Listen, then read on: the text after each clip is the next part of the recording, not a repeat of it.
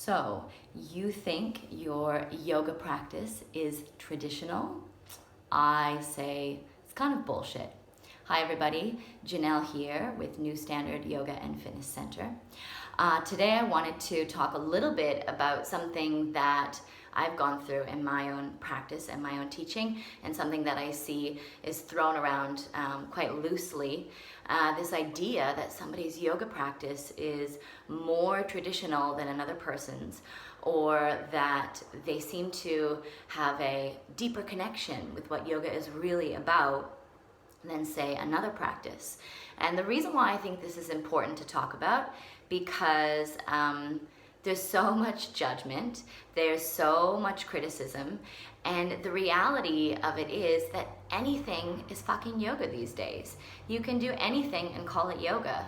I myself, I used to be super strongly against what it is that I'm saying right now.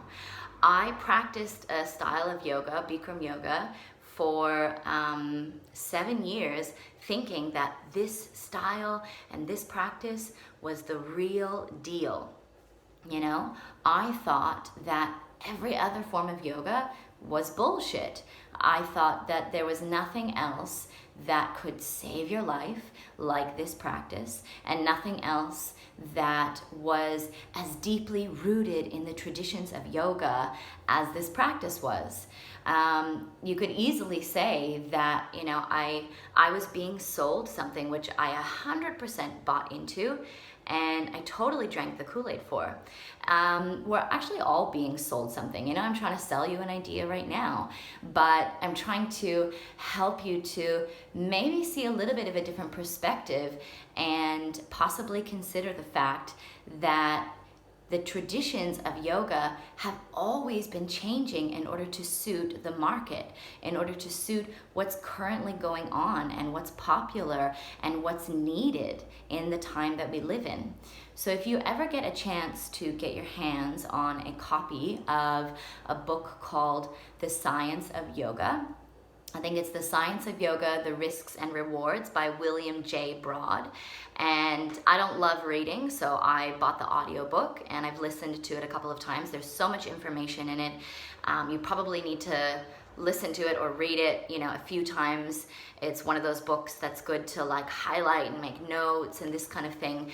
But if you get a chance to read it or listen to it, there is a big section at the beginning where he talks about the history of yoga.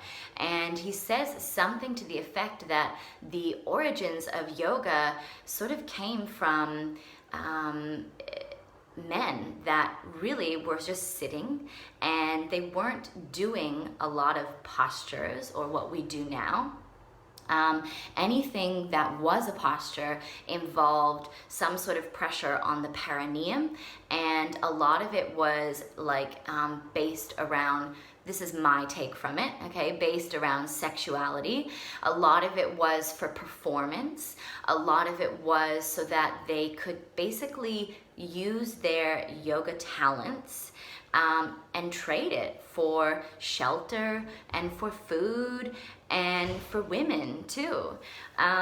So, you know, this piece of information really opened up my eyes for me to be able to see that, I mean, what the fuck is traditional yoga? You know, it just keeps changing. It keeps changing with the times, and it keeps changing to really accommodate what is going on in our world right now, where things ended up in terms of bringing yoga into a place where there was a lot more emphasis on these faster movements and sun salutations, according to the information in the book, was when there was a colonization with the Britons coming into India, and the Indians really felt like they needed to have something that was unique to them.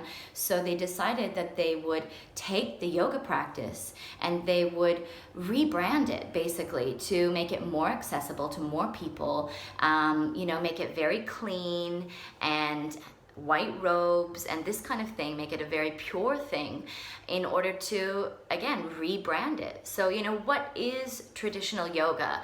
Some of the practices that are around today, I think that they really close off themselves to growing and expanding simply because they limit their own vision by thinking that their practice is more traditional than another practice. But really, the origins of yoga, they seem to go back so far to a point where, like I said, it was so simple at one point.